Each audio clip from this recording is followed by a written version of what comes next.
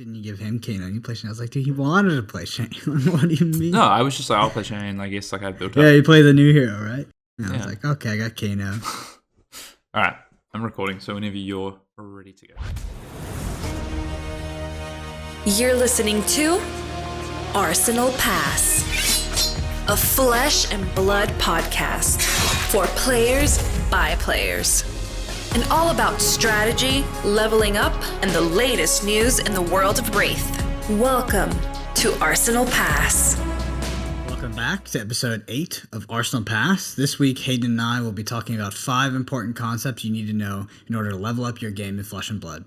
These are going to be fundamental concepts that every beginner should focus on, but we'll also be delving deep into the high-level strategy in order to decrypt some of Flesh and Blood's most complicated topics. Before getting to the main topic, though, Hayden, how are you doing? I'm good, thanks, Brendan. How are you? How's your week been? It's pretty good. It's pretty good. Just a weird summer out here in Texas. I think we've been straight raining for like 3 weeks, so it's pretty unusual, but I'll take it over the 110-degree heat, so not bad. Yeah, well, I definitely can't be complaining about the weather over here. It's winter, it's mild, it's Australian living, to be honest. Yeah, and you're leaving Australia pretty soon, huh? There's an event on the horizon. Yeah, I'm off tomorrow, catching a flight over to Auckland in New Zealand for the calling, so excited to be back playing a calling for the first time in over a year and a half. But yeah, traveling is going to be a little bit weird, traveling internationally. But yeah, just can't wait. So flying on Thursday night, get to play the Battle Hardened on Friday, which is exciting. And then the main event on Saturday, and then of course hopefully Sunday as well. Mm-hmm. That's awesome. I'm so envious that you get to travel and play that limited calling. But before I forget, we are actually going to be doing a giveaway on this podcast. It's going to be a Cold Foil Dawnblade, one of the original ones from 2019. So pretty spicy, and all you have to do to enter is be subscribed to the YouTube channel and then drop either, a question or a comment, suggestion for the pod somewhere in the comments, and we'll select from there. So just put in a question, make sure you're subscribed, and we'll do a drawing at the before the next episode. But pretty hype, Cold Foil Dawnblade, everybody's favorite hero, Dorinthia. Everybody's favorite. Maybe not anymore now that Shane's around bullying. But anyway, Hayden, what have you been playing? What have you been playing this past week? Yeah, I've been playing a bit of Flesh and Blood this week, actually. So coming off the back of 2 pretty full-on weeks where I didn't get a chance to play much Flesh and Blood, unfortunately. Didn't get to do as much testing for the calling as I would have liked. This week I've managed to get in some days of sealed, which has been great, and actually a few drafts as well. So a few more drafts sort of to put under my belt before heading into the event is good. Of course, I need to actually make day 2 to do that, but all things going well. Played some sealed as well, which is actually pretty awesome. This format's, I think, super fun, Monarch Limited, so it doesn't feel as draining as playing some other formats can back to back to back. I spent basically my whole weekend playing Flesh and Blood, which sometimes can be a bit tiring, but actually I think this format is just so fun that, to be honest, I was ready to play more Monday, Tuesday, and I did. So played a couple of armor events this past week as well, just to get a few games constructed in, because I haven't played as much constructed, with sort of trying to play limited instead. Played a Guardian deck in one event, played a Chain deck in one event. So yeah, a couple of good armor events. Managed to snag a few cold foils as well, which is nice. How about you, Brendan? What have you been playing this week? When it comes to me and Flesh and Blood, my official events are pretty light, but I do stay relatively strict on the testing. So I've been doing a lot of classic constructed testing. I've got Friday night draft set up, and I'll probably be playing in a sealed on Thursday, and then starting Saturday is when my skirmish season starts, right? So I'll be back to back on every weekend after that, and the first one on Saturday is actually going to be my local game store. Reaper Game Store is going to have theirs, which is going to be a sealed and the top 8 draft, which is pretty cool. I think it's something that maybe you guys in APAC are a bit used to, but that is a totally brand new concept for us over here, like having an event with a top 8 that's a draft and all of this. So it's really exciting, and something I've just never gotten to do outside of a Magic the Gathering GP in the past. So I'm pretty pumped. Yeah, the draft formats, it's so cool. It's so much fun. So I'm excited that you get to that. And are your skirmish events in-person skirmish events that you've got coming up in the next month? Yeah, they are in person. So I'm in Texas, so it's a bit it's pretty open, and I think most people are vaccinated at this point. So yeah, they are in person. Pretty excited about that. And then I am in a lot that are pretty much all of them that are online. I'm a part of. Whether I'll be able to actually play them all through, we will see. But I will get a few hours of blitz on some of these online skirmishes that are coming up. Cool. Yeah, nice. Yeah, I'm gonna. I think we have a few here in Australia and Sydney. I'm not gonna travel for any, but I'll play the ones that are in Sydney when I can. Some of them actually clash with the calling weekends, interestingly, which a bit unfortunate. But ones I will get to play, definitely gonna play, and then might try play one or two online if the time zones aren't too horrendous as they can be, being in the southern hemisphere sometimes. So. Yeah. I want to see you wake up at 3 a.m. again to take a draw to miss out on top 8. Brendan see me wake up at 3 a.m. No one wants that. No one wants that. Yeah. So I want to delve a little bit deeper though. You said you got to practice some construction in person. What do you think of the new construction format? How's it panning out? Yeah, I mean, the early season of constructor formats I think are always super fun. Things aren't worked out. People are just trying cards, sort of throwing stuff at the wall, seeing what sticks. I saw some really cool decks across the 2 armories I went to, 2 different stores over the past week. There was Prism decks. I saw Prism playing a library, which was quite cool. There was like cold foil or rainbow foil. It was cold foil. Yeah. we don't have rainbow foil. We don't have unlimited product here yet. Like people on mech, but like mech boost aggro, which was really cool. It felt quite scary. There was Guardians, there was chain decks. I saw very little Dorinthia actually. People are just trying other stuff at the moment. And then I'm sure we'll see, some of the old decks come back, or some more tuned decks come into the format once a few events come up and people have some deck lists to work off. But yeah, no, it was just cool to see all these cards. I mean, I was doing a lot of reading of cards actually, because there were cards from Crucible that I hadn't seen in so long as well that people were trying out, things like that. So just a fun thing about this game is that there's so many ways to build decks, which is cool. It's awesome. Yeah, and on that point, I think we are seeing, at least in like the early days, a bit less of Dorinthia and a lot less of Control Mech. I would feel decently confident saying that archetype is dead. Obviously until some sort of meta dynamic changes and it's able to come in. It seems like it gets punished pretty heavily by these super proactive decks like Shane and Prism. And Boost Dash, I guess, could take its place. And I think Tall Warrior may have a bit of a tougher matchup versus Prism. And I think Prism is a fan favorite at the moment in Classic Constructed, at least it is over here. But I think we all know that the real boogeyman is over on the shadow side. Azalea. Oh wait, what? Sorry, wrong podcast. One day, right? One day. But yeah, Hayden, why don't you take us into the news? Let's just get cracking. Do it. Yep. So as Brendan, you kind of alluded to, we've had the start of Skirmish Season 2. Been seeing some pictures of people with their nice newly minted Command & Conquer mats over the past week, which they look amazing, by the way. If anyone hasn't seen those, make sure you try and get to a skirmish and win one for yourself. These Cold Foil heroes look awesome as well. So it looks like, from what I've seen, stores get it one of each hero. So a store gets either all Bolton or all Chain. So they're not. I think last season there was one of each of the 4 heroes from Welcome to Wraith and Arcane Rising. Not the way it is this time. So it's one of the new heroes, and the store will have all of those, which is cool. I think it encourages people to go play a few different events, and there's no sort of feel bads on the pick order if you come in 4th 3 times in a row and you never get the hero that you want. So that's quite cool. If you're looking for skirmish events, all those are up on fabtcg.com, or you can actually head over to the community Discord, and there's a list of all the online events as well. So if you're looking to play online, but if you're looking for events close to you, then be sure to check those out.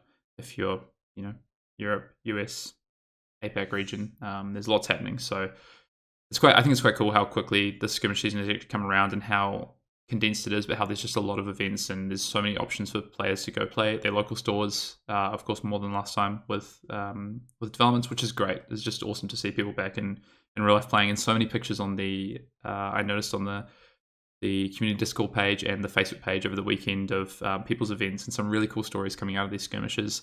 Some pretty nutty sealed decks I saw as well. I saw a Bolton deck that I think crushed everyone I saw in a smaller town in New Zealand, in Nelson. They had an event where a player played Levier and sealed, then drafted Levier and went 8-0 throughout the day, so that was cool to see as well. Teaching those light heroes a lesson. So lots happening on the skirmish front. Yeah. I'm super excited myself. Like I said, my area is starting next week, so I'll see if I can pick up a playmat myself, but we will see. With that, want to mention that Hayden and I do have some new videos going up on Channel Fireball. Most recently was Shane versus Ira. That one's up right now. Really interesting match. It's a blitz match. Traditionally, you would think that Ira would kind of be Shane's kryptonite with that flick flack, punishing the go wide strategy. But I think you'll be surprised. Shane seems quite powerful. Is able to string together some very, very high damage turns in the kind of mid to late game.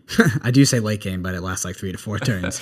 Yeah, these games are pretty quick. Ahead. Yeah, as I said, these games are pretty quick. I mean, Blitz is a pretty fast format, but my feeling so far from the few sort of games of Blitz that we've started to play with these new heroes and the new sort of meta starting to develop, obviously with what we've seen with Gauntlet and the like, and as we get into skirmish season, is the format is really quick and it can be quite scary. And I'm gonna have to adapt. I think me and Brennan, we usually have a video go up each week for our gameplay on Channel Fireball. And let's just say Brennan's definitely got the upper hand on me at the moment in terms of wins. So I'm gonna have to try and even this out in the next few weeks, I think. Yep, and speaking of fast, we actually do have another video of Kano versus Shane coming up, and this time I'm on the Kano. Hayden gets on the new powerful hero Shane.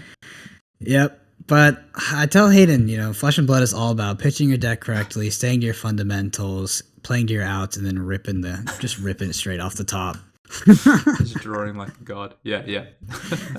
But if you are shopping on CFB, if you're checking out those videos, and you happen to plug in our code, which is Arsenal Pass, that's our affiliate code that always helps us out, and we appreciate it. Again, it's just the show name, Arsenal Pass, no space, and that code can be used on when purchasing Channel Fireball products. Good. Couple of last things to round us out. So as I said earlier, first calling this weekend, there's also live coverage of that. So if you are wanting to watch some competitive calling gameplay, that's going to be streamed this weekend, from the Fab CCG YouTube, as I understand it. So I'm sure, Brennan, I know you've said that you're going to be trying to watch as much as possible, but I'm sure if you can't make it, watch it live because of time zone, you better watch it back. So there's going to be some gameplay there to watch, which is cool. Otherwise as well, we didn't talk about this last week actually, but something that went up on fabtcg.com in the past week was the Competitive Pathways article was published, and I don't think we ever touched on this, but if you haven't checked it out, it's a really good indication of what Flesh and Blood and Legend Story Studios are looking to do with their competitive play program, right from what they're calling their sort of their lower tier, their entry level tier, which is the skirmish events and their armories, right through to what they've got planned for World Championships and Pro Tour levels. So really exciting for I think all players of the game, and there's something there for everyone, which is it's awesome to see. Yeah, and they do it's comes at a funny time too with the Magic the Gathering organized play announcement, and then Flesh and Blood announces they literally use the word Pro Tour. How that will pan out, I'm not sure about the details yet, but it's very exciting to see that. Would honestly welcome the opportunity to kind of do that old MTG setup where you could, their tagline was travel, play Magic the Gathering, travel the world. And if that turns into play Fab and see the world, then I'm on board. Yeah, so play the game, see the world. Yeah, exactly. Yeah, so super excited. But yeah, lastly, just want to talk a little bit about Gauntlet this week. That's the tournament that we host on the Discord weekly on Mondays now at 8 p.m. EST. We actually had 60 players enter, so it was our largest by far. Oh, wow.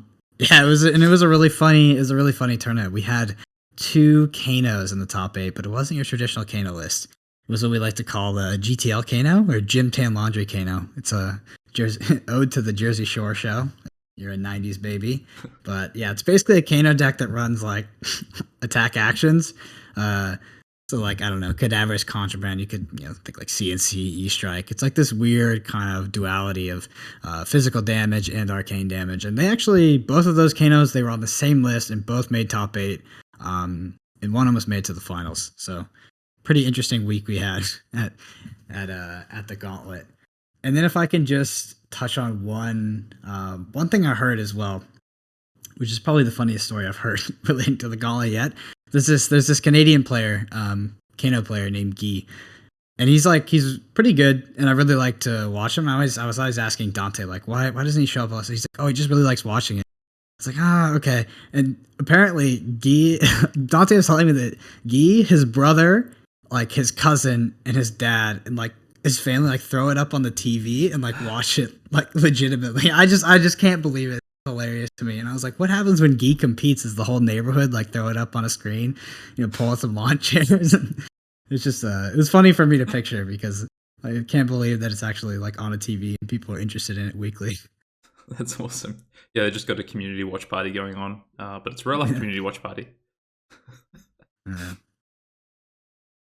So this week we're skipping through the correspondence section, mostly for time-wise. We want to make sure that we can dedicate enough time to the main topic of the pod. We feel it's some pretty important concepts we want to talk about, and some of these questions that we've actually had from listeners, from yourselves, have actually been around sort of key fundamentals of the game. And as Brendan said at the top of the show, we've got 5 we want to talk about. So correspondence section will be back. Don't worry if you've got questions that you've sent in, we'll answer those. And if you've got questions to send in, then please do. And I 100% promise that next week we will have a name for the segment.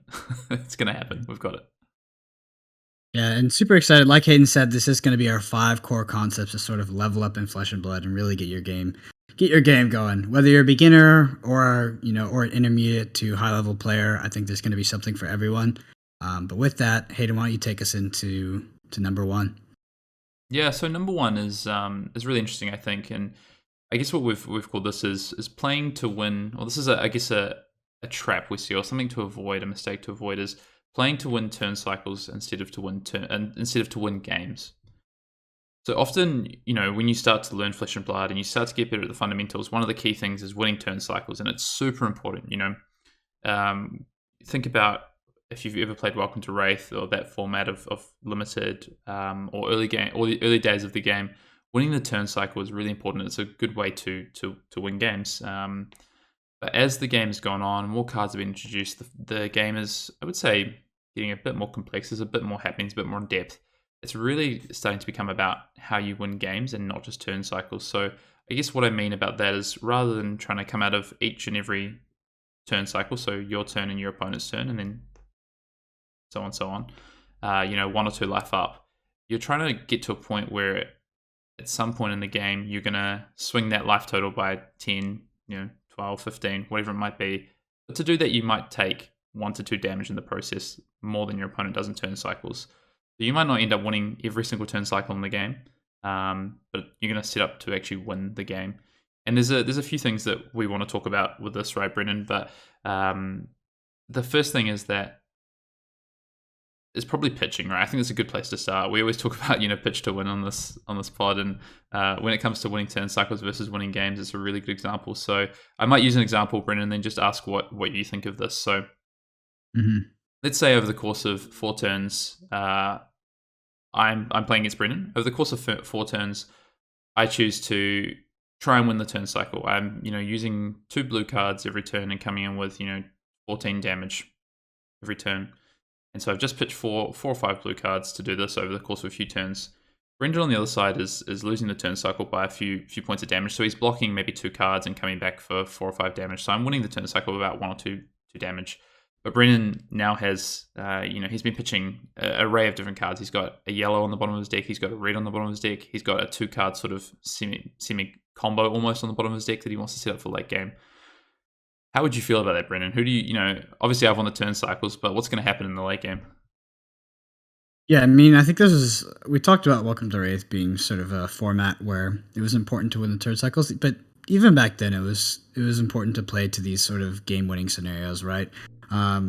Like there is going to be, especially if we're talking about limited, there's going to be a point in the game where I'm going to want to not block, keep my hand, ideally have a 5-card hand, and then come back and swing for lethal. So I'm going to rip cards out of your hand. You're likely, those cards that I am ripping, in an ideal scenario, you haven't set them up. So your 2-card hand or 3-card hand off of that, after you're forced to block, will not be strong. And then I'm presenting you 15, 20 damage, something that's going to, basically you have to play my game, or you lose, right? You die.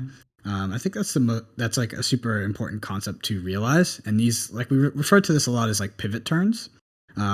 Just the turn of the game where, you know, you've been setting up, you have this arsenal, maybe you have stuff in your soul, maybe say you're a shadow hero, you're playing Levia, your graveyard is filled up with the 6 attacks, and then you choose a turn where, okay, I'm going to block as minimal as possible when my opponent presents threats. Willing to go to X life, usually 1, and then I'm going to come back and present lethal.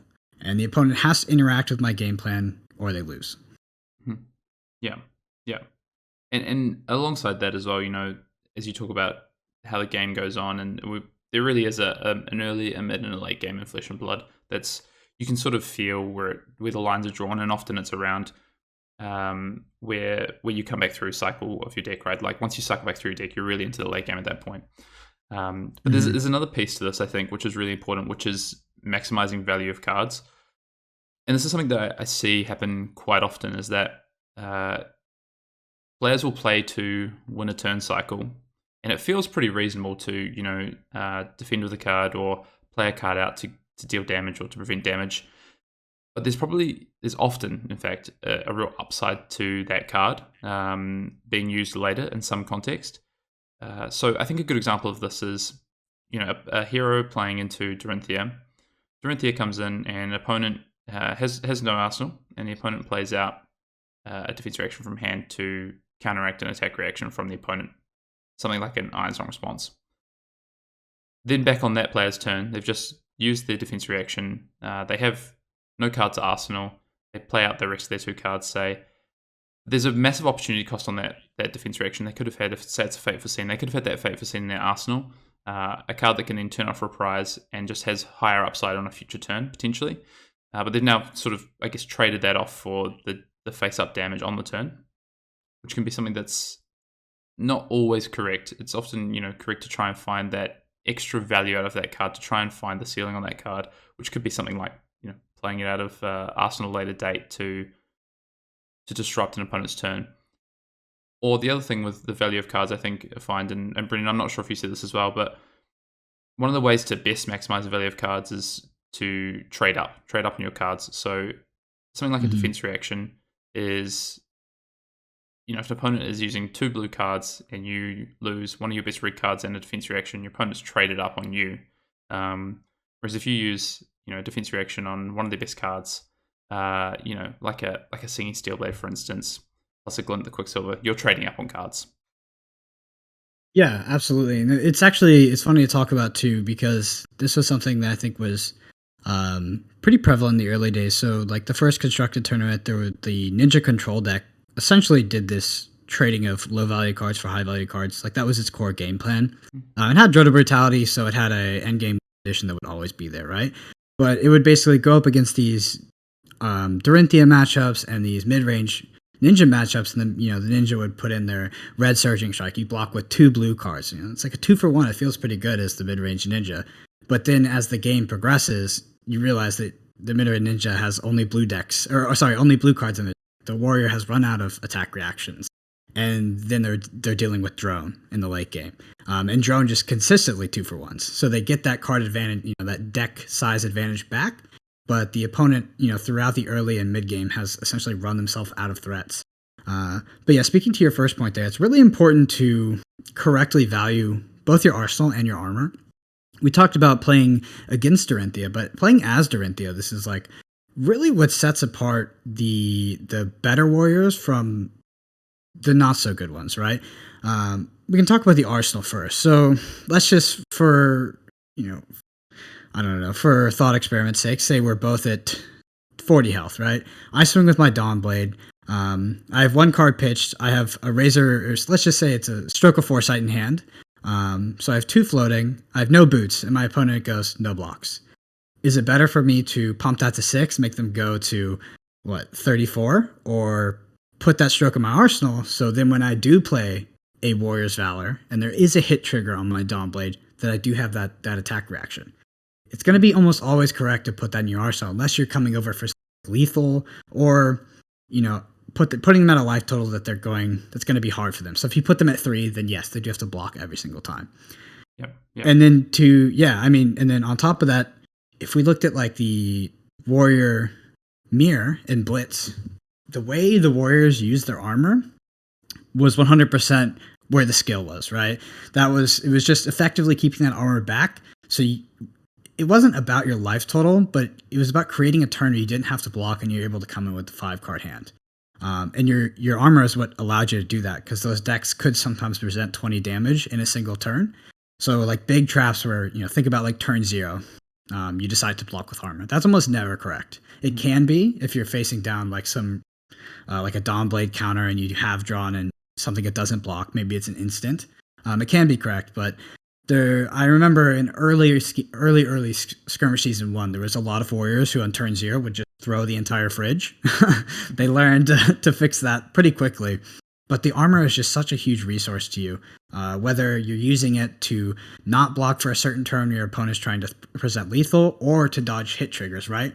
So if my opponent presents 3 damage to me, a vanilla 3 damage, and I'm not going to die from it, that's a lot different than if it's, Whelming Gustwave for 4, if it hits, draw a card, or if it hits, mass triggers. And that's when you're going to want your armor to, put your defense value up to deal with those tricky values, whether they be 4 or 7 or something like that. Yep. I think one of the things to start framing this idea of how to win games instead of to win turn cycles is opportunity cost of cards. So I think the Stroke of Foresight example is such a good example. It's worth 3 damage on this turn, but on a future turn it could be worth 6, 7, 8, 9 damage and a go again, because it pushes a card over the top and then gets the next lot of damage in. So opportunity of cards, opportunity of the cards and what they can do is so important. So I think that's absolutely. I think the way to start framing that mindset is, okay, what is this card worth to me now, and what could this card be worth to me if I did something else with it? And it's really hard because you look at a 4-card hand or even a 5-card hand in this game, and there's so many different combinations of things you can do. Firstly, it's going to start with, I could defend with these cards. So the opportunity cost is I prevent damage or something else. Then it goes to your turn with what you do with your pitch, what you do with how you play out a card, and then what you do with your arsenal. And so, it does start early. But I think one of the key things is just keep thinking along those lines during your opponent's turns when you should do most of the thinking, because that's when you're interacting from your side. So think about that initially. As soon as someone comes in on the attack, you're weighing up your cards in your hand. Okay, I think it's probably correct here to block 6, say, block with 2 cards.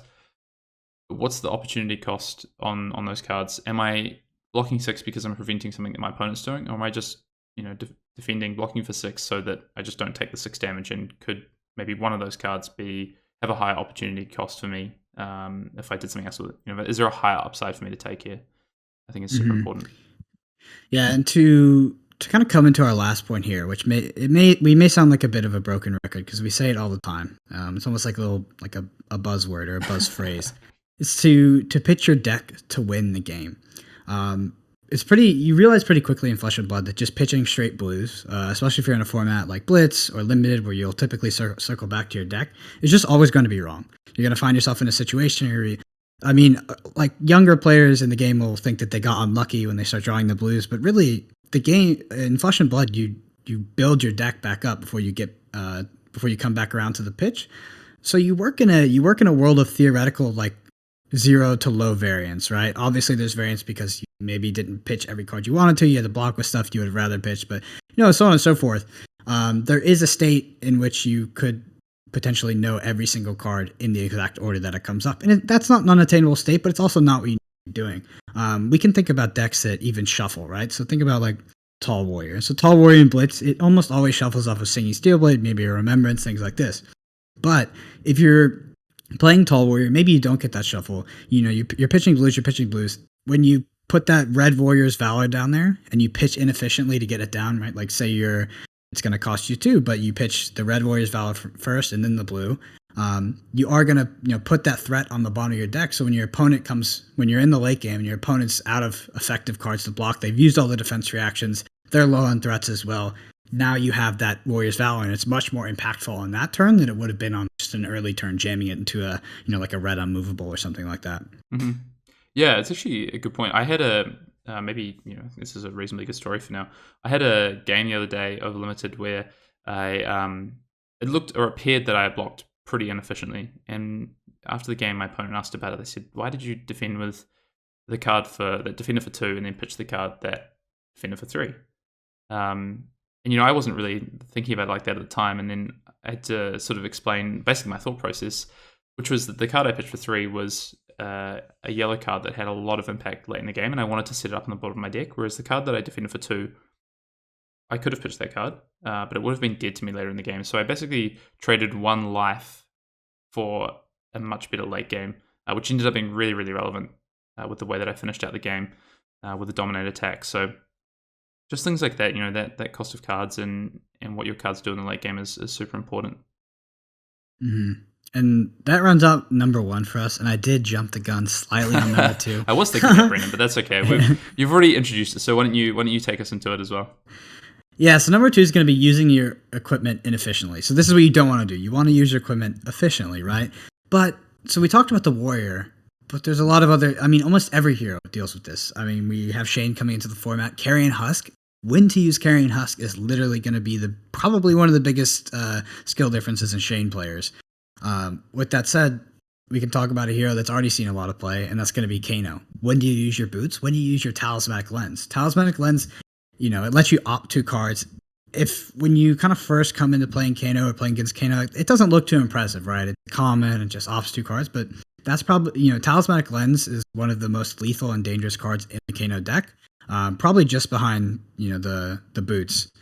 But yeah, it's really interesting, like when you decide to use that armor, right? We see most Kanos use their boots when they go for a kill, or keep up the Talismanic Lens to, use the boots to get them low, and then Talismanic Lens when they're at, 3 or 4 to go off the top of the deck and present lethal. But Hayden, talk to me about some more examples as well. Yeah, well, it's kind of similar to what we talked about in the first piece, right? About the value of cards. Your equipment have value. They're on the table from the start of the game, right? So both you and your opponent can see what you've got available.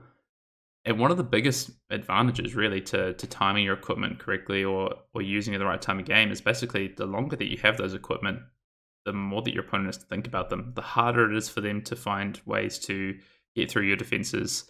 Let's take the Carrion Husk as an example, right? I think it's a good example. Obviously, when you get to 13 life, it's gonna banish yourself, so you need to use it before then. But if you use it on the first turn, to stop a dominate attack or whatever it might be, to stop a crush effect from Guardian, you now don't have that for the next 25 life, so maybe 4, 5, 6 turns that your opponent's trying to throw stuff at you, and now it makes it a lot easier for them to work out turns where they can get through another crush effect, like a Spinal Crush or something, to really hurt your game plan. Yeah, and potentially end the game, right? Yeah. Like blocking it out when you say you have 1 or 2 shackles, and there's a spinal or crush the weak that comes through. That's gonna feel way different than if you're down at 10 and they do that to you, and you're not able to block that crush effect, and you're not able to get going, and you end up taking 5 or 6 from blood debt. Mm-hmm. So I think keeping that armor for as long as possible is, if you wanted like an easy tip, right? Like if you wanted an easy tip or like a heuristic to go off, it's the longer you keep your armor, generally the better, right? Mm-hmm. Obviously, there's situations where you're gonna stop like a super impactful hit trigger by blocking with your armor, or this is like your pivot turn, even if it's not gonna kill them. Like we're talking about classic constructed, there's not always gonna be these pivot turns where you just lethal them, but there will be pivot turns where you put them on such a significant life deficit that you can pretty much take anything they're gonna throw back at you and keep that momentum. But yeah, the general heuristic is the longer you keep that armor, the better, because in those kind of endgame scenarios when both players are low, both players have to kind of be blocking from hand. That's the idea, is that lethal damage is coming from both Mm-hmm. player 1 and player 2 on each turn cycle. But if you have the armor, you may be able to save that fire. It's unblockable, right? Yeah, just picking up on that one, Brennan. The longer you, as you said, the longer you keep that armor around, they can be worth cards in hand. If both players are 1, 2, 3 life and you've got 4 or 5 armor and your opponent's got 0, you're in such a favorable position because it's effectively worth 1 or 2 cards in hand. You could be able to keep those 4 cards, whereas your opponent has to block out on their turn, and all of a sudden you've swung the tempo completely, and now you're in the driver's seat. Yep, absolutely. And I think on that as well, like not all damage is really created equal. Like raw damage is just going to take your life total down if it's not a critical value. When I talk about critical values, I'm talking about if you go to 1 against like an Ira, it's essentially 0 because cards out of your hand. But if you're not going down to something like that, most heroes will have hit triggers, things that will draw cards, put counters on their weapon, or if we even just talk about Rhinar, right? He's going to present you with a turn where you're not even going to be able to interact with your hand. So you probably don't want to be blocking with your armor when you do have an option to block with your hand, because that choice is not going to be presented to you later. Yeah, well, that's actually a great point. I think I want to just riff on that a little bit, just add on that. So one of the most important things I think you can do when it comes to armor, and this is something I see a lot, is people will use their, and this is the right approach, right? But it's probably just done not quite the right way.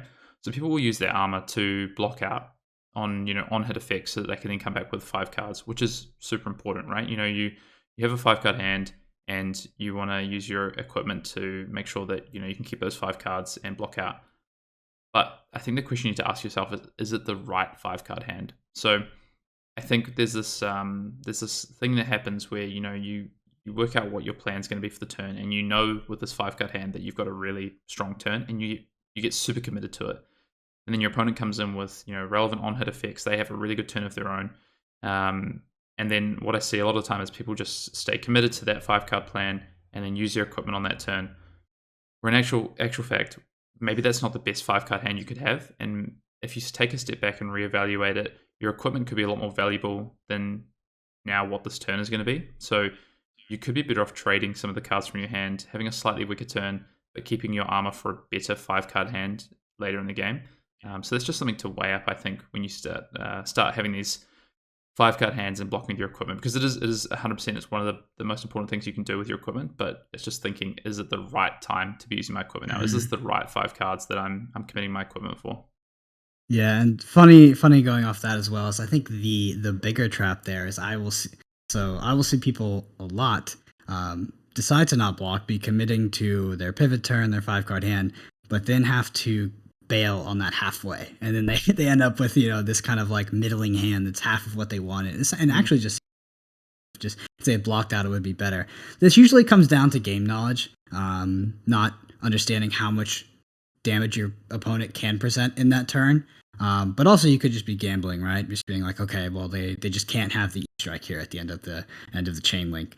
But yeah, I mean, the last thing you want to do is take a bunch of damage, block with your armor, fully commit to having this big hand, and then realize that you have to just totally pivot from that when more damage than you expected is coming through. Yeah, one of the things I like to do with my equipment, but going into any match, is have an idea of how I'm going to use my equipment.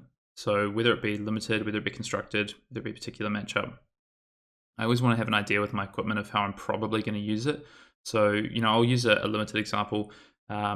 For those who've played Monarch Limited, great format. But let's use something like Blood Drop Brocade. So Blood Drop Brocade is the chess piece that you can basically destroy to gain a resource if you've taken or dealt damage this turn. So I'll generally have an idea in a game of probably how I'm going to use that card, whether it be to have a really explosive 5-card hand and as an extra resource for dealing damage, or in some cases, I had a draft the other day. I drafted one piece of Ironhide equipment and was pretty certain that a lot of the time in defensive turns, I was probably going to end up using that Blood Drop Brocade to activate my Ironhide when an opponent has a pretty reasonable turn. So I just I always have an idea of how I'm going to use it. It might not be how I actually end up using it, because the game obviously can change and things happen, but I'll have an idea of what I want to do with it. Mm-hmm. Yeah, absolutely. And what is take me into number 3, Hayden? Yeah, I mean, that kind of leads nicely, actually, to be honest, into our third piece that we've got, Brendan. So I guess our third pitfall or trap that we see, we think is really important to understand and avoid, is players will often know how to win a game, and I'm seeing that a lot more. Players have ideas about how they're going to set up their deck or play their deck out for a game, but not necessarily for a matchup. I think is huge. So knowing how to win a game but not a matchup, and what we mean by that is, your deck might have a really core fundamental game plan that you want to execute each and every time. But do you know how you're going to take that deck into any given matchup? And the thing is each game is going to be different, right? Each hero that you play against is going to be trying to do different things. They're going to be trying to combat you differently.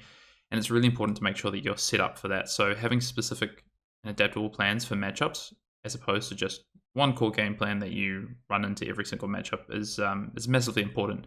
The first step is have a game plan for the deck. It's always have a game plan. But then the next step is, okay, how am I setting my deck up for that matchup? How am I trying to win in that particular matchup? And what cards are most important to me and to my opponent in that matchup? And it's dynamic, right? Like, so the best example that comes to my mind is I remember in one of my pre-releases, the Levia finals. It was Levia versus Levia. All right. So it was Levia versus Levia. I knew how I was going to pitch my deck and win the game. I had my Convulsions from the Bells of Hell. I had my Dread Screamers. I had my Hooves. I really was ready to set up my deck and kind of, block and win in the late game with these huge turns. But my opponent was another Levia, right? So I think it was like on turn 2, they immediately banished from their graveyard, played out a card, and put 3 things into Blood Debt. And they only had 1 card in graveyard. So I was like, okay. And so I just blocked with 3 cards from hand, parked a Boneyard Marauder in my arsenal, and I just go, okay, as soon as after this turn cycle, they're going to come back at me with something, I'm going as hard as possible, right? I'm going to present as much damage so that they're not able to play any more cards to dodge that Blood Debt. Because they weren't going to have a graveyard to fill it up. And if I put on enough pressure, right, they wouldn't have a resource card and a threat card in order to trigger Levia's ability. So my game plan was initially, pitch the Dread Screamers, pitch the Convulsions, set up this big turn.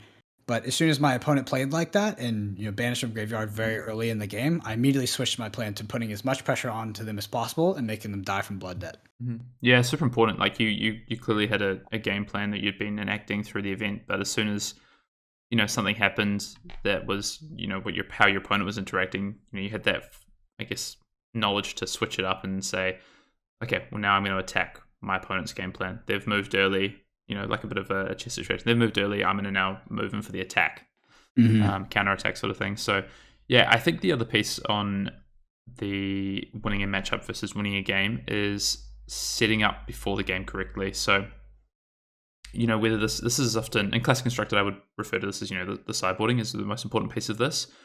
Have I got the right cards in my deck versus cards that are probably bad in this matchup or don't help me enact the game plan that I need in this particular matchup? So maybe you're playing. I think actually a good example of this is from the previous Classic Constructor format is the dash control decks that people were playing. They had these unmovable packages that they could bring in for the Warrior and Guardian matchups, but then they would change those to be a bit more mid-range or aggressive for the Mirror or for Katsu or whatever it might be. So that's a change up of their game plan, right? And they're using their sideboard to do that. So it's super important that your sideboard cards aren't just 15 extra cards. There's a clear reason for those cards, and that's probably one thing I see people have often is they have like a 75 card or a 70 card deck, and they're just like, they'll be like, oh, I'm going to cut this card here or there, but probably without the reason to why they're doing it. Rather than just cutting cards because they might be not as effective in the matchup, what you should be thinking about is the deck that I end up presenting, the deck that I put down for my opponent to shuffle. These combination of cards, the combination of cards I want for this matchup, they're going to help me enact my game plan for this specific game against my opponent. Or are they in fact just the same 75 I always play, but with a few of the cards that I don't like as much in this matchup cut? I think it's a really, change your narrative, flip your narrative, think about your mindset is, okay, what's the full setup here? Same with equipment, right? Yeah, and I think it's really interesting with those dash control decks because they would essentially through their pre-boarding process, they could change archetype, right? They could literally go from a totally turtle kind of control deck that just ran out these items, swung with the pistol, right? And they could literally transition into this list that ran like Command and Conquers and boosts and all this, and so that's really interesting. The way I like to do this, and this is, I don't know if this is possible in every deck, but I like to have like a core set of cards, right? And that core will usually be under 60, so it might be at 54, it might be at 57, and I just know that these are the cards that are staying in my deck every single matchup. And then in my sideboard list, I'll have the cards that will enter, right? So usually that will get me up to 60 cards. So it'd be like, okay, these 6 come in. But I'll usually have like a 50 to 54 that never come out. And that's that's the core of my deck. Yeah, I agree. I think it's the best way to deck build, and it's the way you make sure that your plans can be enacted. So like you say, your 50 cards might be really help that core fundamental game plan of, say it's a Dorinthia deck of a mix of attack reactions and attack actions that help you present damage to your opponent, But you might have cards that come in for control matchups that allow you to change your game plan to set up more 5-card hands. Whereas into aggro, you might have more, cards, a package of cards that either turn you into maybe like a slightly slower deck than them, so that you can play a tempo game with defense reactions, or it could actually make you even more aggressive and you really focus on 4-card hands and just pushing damage. So you can use those extra cards, like you say, the last 20, 25 cards to change up your game plan. And I think that's how you set up to win a matchup, not just a game, to be honest. Yep, absolutely. One last thing I wanted to touch on with the, I guess, winning matchups versus winning games is the focus cards and the pitch in a game. So depending on your matchup, the cards that are important to you could drastically change from matchup to matchup, and it's important to know what those are. I'll use an example from Limited again. In a draft I was playing the other day, I was playing Levia and my opponent was playing Prism, and my game plan had been mostly to set up in-game plans to have like a big dominated attack, or be able to have 2 attacks at once using my Who's the Shadow Beast to go wide. But one thing that my opponent had was that they were pitching Heralds early on, and I was really worried about the late game with those Heralds coming back and being able to punish my turns and me not be able to set up my big turns because I'd have to block because their attacks are so big. So what I reprioritized my game plan and started to pitch, some 6 attacks in there. That these 6 attacks were ones, or 6+ power attacks that I wanted to use now to try and push some damage. But my game plan in the in-game wasn't going to be effective against my opponent if I didn't have ways to defend against them. So I, switched up my plan as you talked about, Brennan, in your example. Started to pitch these 6 attacks and changed the way that I want to set up, and that was just by purely focusing on my pitch and the cards that are important in that given matchup. Nothing else really. My overall game plan didn't change too much. I still wanted to win with the dominated attack, but I just needed to focus on the cards that were being pitched a bit differently and the important cards for the matchup a bit differently. Yeah, and I'm gonna slightly divert from that and talk about a really, really, really probably my favorite example of pitching. Kind of pitching, knowing your matchup and pitching correctly. And this actually happened at Gauntlet yesterday. So it was Bravo versus Ira. So Bravo versus Ira is an extremely grindy matchup. You almost always get close to fatigue, go through your deck, all this stuff. And the Bravo player, we watched him pitch Rousey Ancients, Red Pummel, Red Spinal, Red Crippling. So if you think about it, it's a 40 deck, right? So in a normal game, he does use every card in his hand, so he's going to draw exactly that hand. Every single card in that was pitched is unplayable in that draw, especially versus Ira. And it was funny because we saw it come back up, and we saw that exact thing. It was block with Pummel on the 2 Kadachi, then block with the 2 with the Spinal and the Crippling on a Torrent Tempo, pitch Rousey Ancients and swing for 4. That was the turn cycle. But it was really interesting to see. You see the Rouse pitched with no other blue, and the 2 premium reds at that point, which were just going to be blocked with because you would have to block it, that late in the game. So essentially you're just going, take 1 Crippling, take 1 Spinal out of my deck and make them, textless cards that block for 3. And that's exactly how it worked out. So it's just really important when okay, let's say you are that Bravo player and you sit across from the Ira, you have to be cognizant that I'm going to get back to this pitch. It's going to be at a time in the game when I'm going to be very pressured. I'm going to be blocking with cards from hand most likely. So how is this hand going to play into that in-game scenario? Yeah, that's a great example. That's a good learning experience for that player, though. It's on camera. They can go back and watch that and think about, okay, how could I have played the initial turn differently? So how maybe I should have blocked with this Pummel, maybe this Crippling Crush here, and got the Spinal Crush to the bottom, or even the Crippling Crush to the bottom, and set up with a bunch of blues for an in-game as opposed to what happened there. Huge learning experience though. Those are the kind of things I think that are really good takeaways in this game that you can enact in the future. There's nothing better than looking at your own games, realizing what you maybe did wrong or not as well as you could have, and improving on it. To be honest, that's I think one of the best things. Yep. Cool. So we're going to move on to our fourth kind of, I guess, pitfall or trap that we kind of see. And this one's interesting, Brendan, I think, because we've already kind of talked about this in each of the other steps. So we might be able to tie this one together nicely. And that's, we see probably a lot of, I think I already said this actually, a lot of 5-card hands, but not specific 5-card hands being played. And what I mean about this really is that, people are playing to 5-card hands way more, which is great. That's what this game is really moving towards with these new sets and the power level of the cards, is set up these 5-card hands that can really push damage and put the I guess the emphasis to go over that sort of that magic 12 number out of your hand. But not all hands are created equal, right? So any random 5-card hand is not the same as a specifically set up 5-card hand, or a 5-card hand that has a number of cards that work well together to present, big damage. Do you agree? Disagree, Brendan? Well, yeah. I mean, I just have an interesting example from pretty recently. Please. So we did a we did a Friday night draft. Once again, it was an NA draft, so I was the only one in Bolton. I had 30 light warrior cards. I had no generics. I had ones that would side in versus Prism, but essentially all light cards.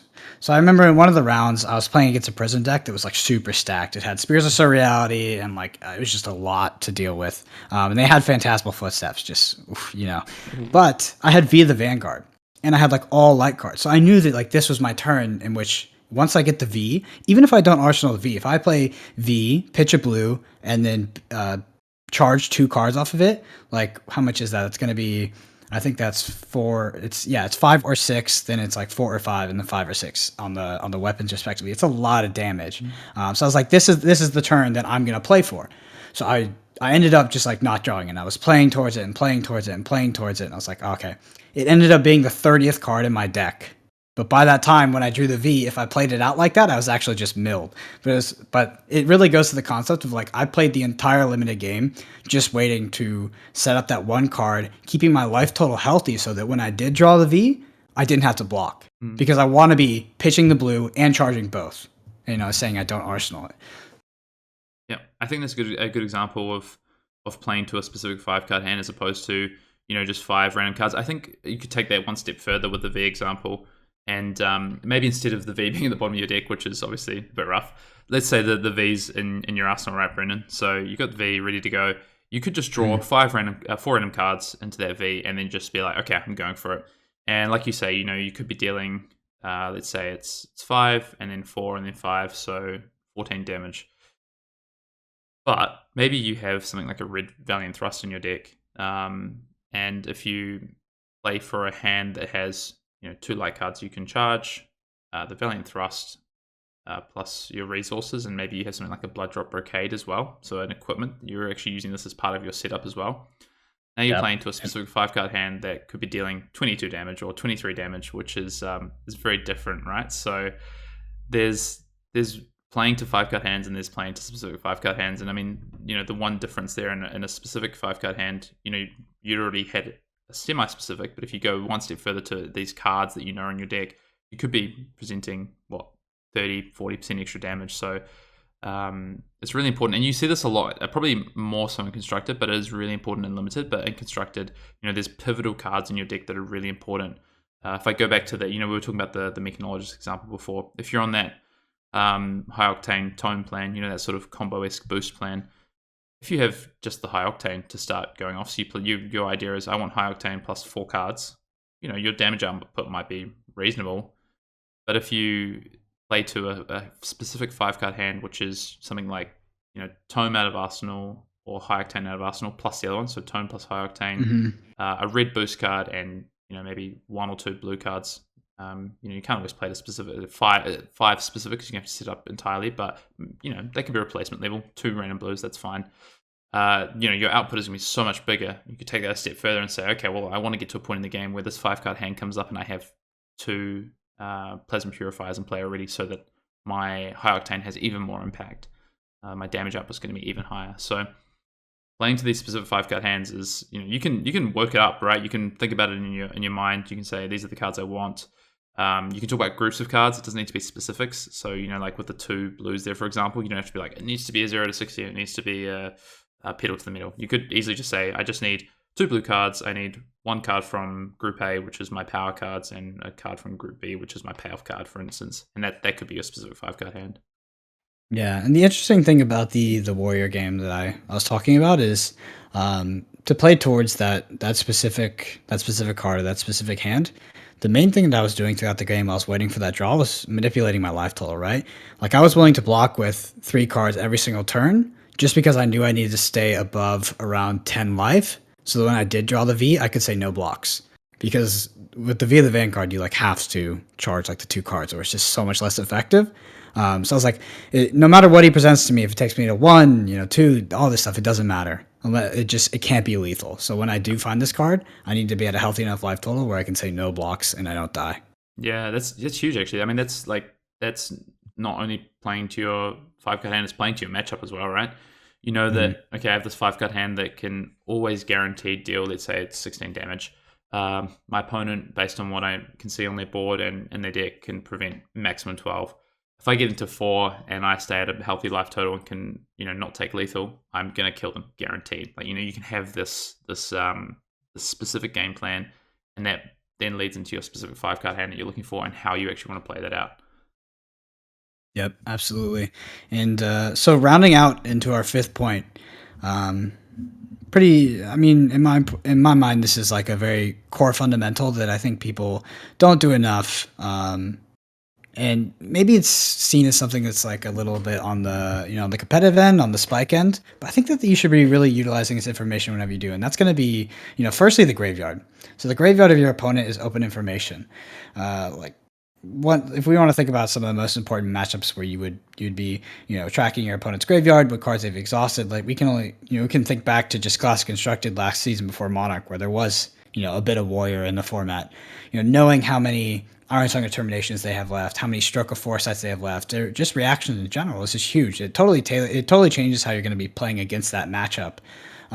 With that said, I've actually seen, like at a very high level, I've seen this be used against the opponent, right? Like when we were playing the Constructed Calling Auckland, there was a lot of ninjas that played 2 Razor Reflexes or 1, because you would spend the whole entire game waiting for the other one. And this was back when every deck ran Sink Below and E-Strike, so you could theoretically tuck and hide the 2nd or 3rd Razor Reflex that didn't exist the entire game. So your opponent would have to play around it throughout the entire endgame scenario. Yeah. Just taking this a step back, Brendan. So the fifth point is not using open information enough. Brendan's so excited about this one. He's got ahead of himself. But the last the last point basically is that I guess the pitfall trap is not using open information enough. So you've already started to talk about the graveyard. There's a ton of open information in Flesh and Blood. There's basically by the time you get to the end game, your opponent's whole deck is open information in some regards. I mean, obviously there's things like tucking cards and things like that, which is personally one of my favorite aspects of the game, is tucking it, like you say, a tech card. I think Brendan has an example of this that we might share in a second about tucking a tech card. Like a card and losing the game. Yeah, but that's all right. The example's cool. Don't worry about that. That's semantics. But yeah, not using this. So there's open information. There's the graveyard, as Brendan already talked about. There's the pitch zone. There's the equipment layout that your opponent has. There's the number of cards in deck is also open information. There's cards that at points in the game will get revealed for whatever reason. That's open information. So these are all things that you can utilize or should utilize to formulate your own game plans and actually also go back to our earlier point, adapt game plans as well. Brendan, I think I'd love to, I just want to hear it again personally, but I think also it's a good story. We just talked about hidden information and at the next level, I guess, of this open information, trying to keep information hidden. I think you might have an example of keeping information hidden. So it was probably, it was the tightest level of of a mirror, right? So it was Sasha and I who had we were playing the Constructed Calling in New Zealand, and we had both brought Ninja Turtle. The deck was not represented by anybody else, so there was no other mirrors. But this was a deck that we had basically pet decked and hidden for about 2 months. So we knew it in and out. We knew this was like our deck, right? So, but we basically never played the mirror because we didn't expect anybody else to discover the archetype. So I remember the night before, we totally changed the deck just because that's exactly the kind of people we are. But with that, we left 2 or 3 spots open, and we're just okay, so we don't need these 2 or 3 spots to win any other matchups. Okay, if we play against each other, this is the mirror. So we had to decide what cards we were going to put into that spot. And I remember I put in a yellow Pummel. I think it was a yellow what's the thing that pairs a slog? Regurgitating slog. And I had a slogism as well, a blue one that I blocked with. So it was the dominate. And we played the game. It went the full 60 minutes. I actually lost like literally on the 60th minute. But before we got there, I spent the whole game pitching my drone. Well, it's just, this is how you did in the mirrors. You pitched your drone battalions together so you could keep the threats like consistent and temper your opponent's hand. But I had tucked my yellow pummel. Probably, I'd cycle through my deck probably 4 or 5 times throughout that game. I tucked it every single time with a Sink Below, an E-Strike, and Sasha had never seen it. And I had this 4-card hand set up where it went, yellow Gurgitating Slog, yellow Slogism, blue, blue. And it was funny because, literally 60 minutes of just setting up the deck, hiding the yellow pummel. He had seen the Regurgitating Slog, so he was expecting 5 dominate. I think that's the yellow, is the 5 dominate, not the pummel. But unfortunately, the turn before I was able to get that off, Sasha had killed me with like a time stamp potion or something like that. But yeah, I mean, it was just, that's one of my favorite aspects of the game as well. And also these mind games of, if you go to like a constructed event or a blitz event, if you do get into the later rounds, your deck is likely scouted. But if you do play like one Razor Reflex, and there are cards in the format like Enlightened Strike or Sink Blow that tuck cards and put them at the bottom of the deck without the opponent seeing, it's very hard to not play around the second Razor, especially if you respect the the experience of your opponent. You're gonna be like, yeah, he definitely did that. There's definitely a second Razor hidden, because both players will be watching what the opponent pitches. Yeah, I think that's pretty that's a pretty, I guess, a high level example there of tucking this card and knowing that firstly your opponent is going to use the open information to their advantage. But if we take it back like a step, I guess, because I think there's a few levels that you can enact before this. The first one is you talked about the Razor Reflex, for example. Mm-hmm. I've seen players play around Razor Reflex when it's at the point of the game where they should know that there's no Razor Reflex to play around, for instance. So either they've seen the whole pitch of the deck and there's been no cards tucked, or sometimes there's 3 in the graveyard and they're still playing around it because they just haven't checked the graveyard to see what cards they should be playing around and what they shouldn't be playing around. It takes 4 or 5 seconds. You can do it while your opponent's thinking. Just pick up the graveyard, have a quick look through what are the key cards left in their deck that you should be worried about, and just make a little mental note like, oh, there's already 3 Razor Reflex in here. Phew, I don't have to worry about that card anymore. Or crap, there's only 1 red Razor Reflex in here and 1 red Iron Song response. I have to worry about my opponent's attack reaction step a lot more, especially because I'm getting down to 10 life here, whatever it might be. So the graveyard is, again, open information that you should be utilizing to your advantage. I want to talk about the pitch quickly and get your input on this as well, Brennan, because I think it's also open information, right? What's that? It's funny because it's also completely open information. Your pitch is open to you and to your opponent. Exactly. And I want to talk about it because I think it's a subject that people talk about, and maybe it's a piece that's more difficult for players into the game, and it, I think, I don't want to say causes tension, but it gives some people some anxiety thinking about trying to track pitch. And the reality is that it's going to be very difficult unless you have a photographic memory to track your opponent's pitch and your pitch completely. So unless you can do that, unless you can remember exactly what's on the bottom of your deck in the order and your opponent's deck in the order, then you're not going to be able to do it. So, but what you can do is think about really important key cards. So, we talked about Razor Reflexes, for instance. There could be something like a Iron Song Determination in Warrior. It's a really important card. So think about when that gets pitched and just roughly kind of know where it is. Okay, I think there's about 10 cards that my opponent's pitched on the bottom there. There's, 1 red Razor Reflex, there's 1 Iron Song Determination. Those are important cards. The rest of the cards probably don't matter so much. Yeah, there's a few different strategies, and I think that like a whole entire episode could be devoted to this. There's a lot of decks that do not care as much about perfectly tracking the pitch. A lot of times you'll just need that relative knowledge. Like, I do have that Iron Song coming up, and now I have the Steel Blade Supremacy in Arsenal, so I'm just gonna save it for when that comes up. But say you are trying to track the pitch, there are some ways to do it. Say you're in Blitz, you have a 40-card deck, so that's divisible by 4, and you draw 4 every single turn. So let's say if you're using your hand every single turn, you'll know that what you've pitched is going to come up in the exact increment of 4 in which you put it on the bottom of the deck in. So like we talked about with the Rousey Ancients and the Pummel and the Spinal and Crippling Crush, we saw that out of that Bravo player. Like that was the exact hand that they drew because they played out their entire hand the whole time. So it's a really easy number to work with is 40, which is your deck size in Blitz.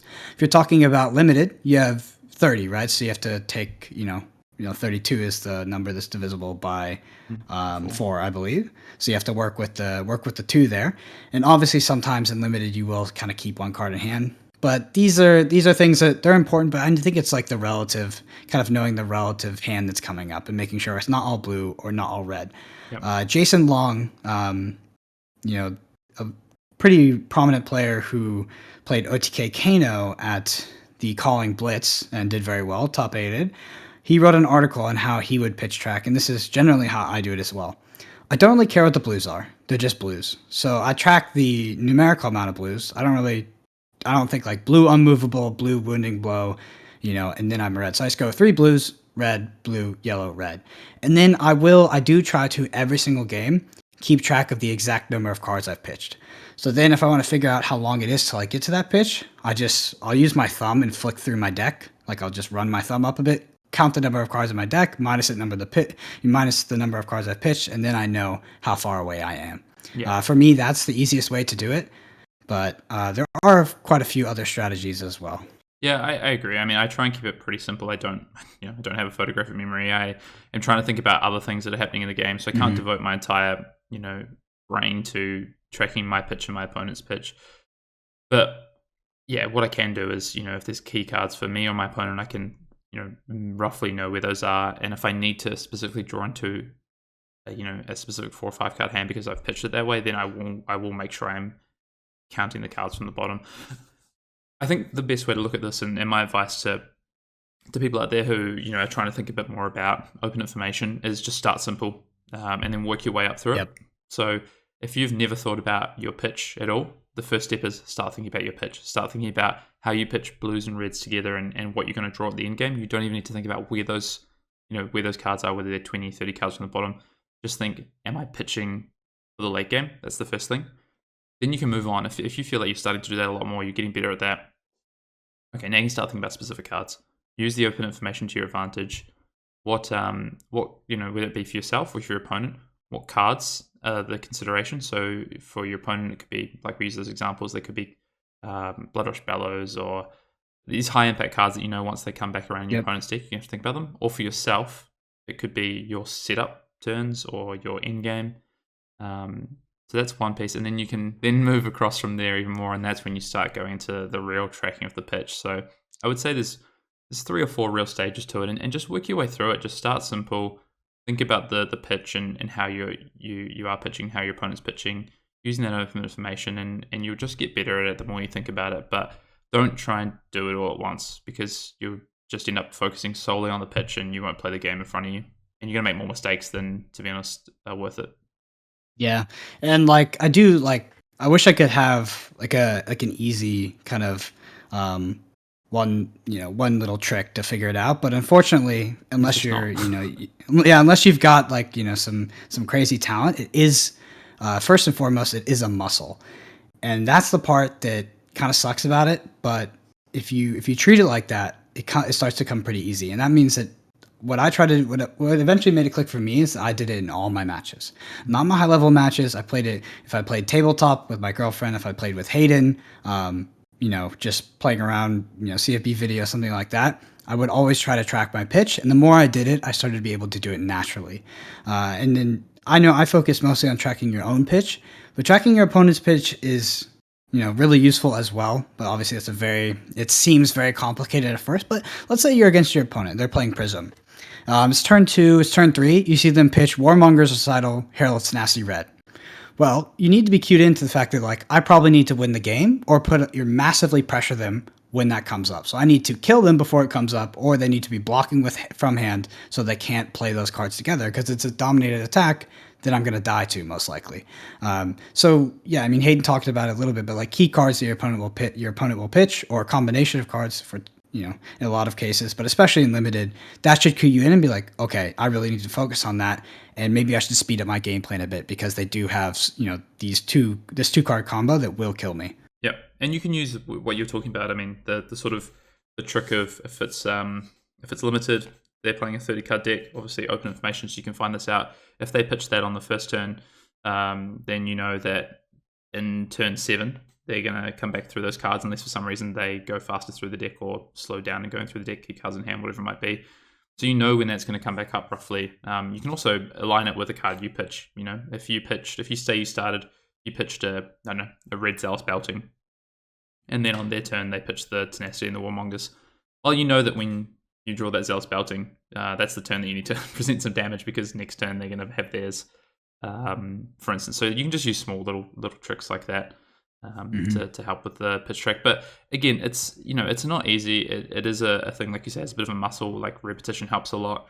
I definitely found that now, even if I'm playing casually or just testing games, I'm always thinking about my pitch anyway, even if it's not necessarily, I'm not counting up my deck or anything like that, but I'm thinking about key cards and about where they are in the deck and about where they are in my opponent's deck as well. And then just continue to use that open information. What's in their graveyard, checking, crap, I forgot to check their pitch on one particular turn, but I know they've got 2 red Razor Reflex and I haven't seen another one. Things like this. Yep, absolutely. And I think that rounds out our top 5. So, top 5 things to avoid, whether you're a beginner or experienced, the big traps that we see. Hayden, do you want to quickly run through that before we head into, closing it out? Yeah, I just wanted to say, I'll just list these off again. So the first was playing to win turn cycles instead of to win games. The second was using equipment inefficiently. Knowing how to win games but not how to win matchups.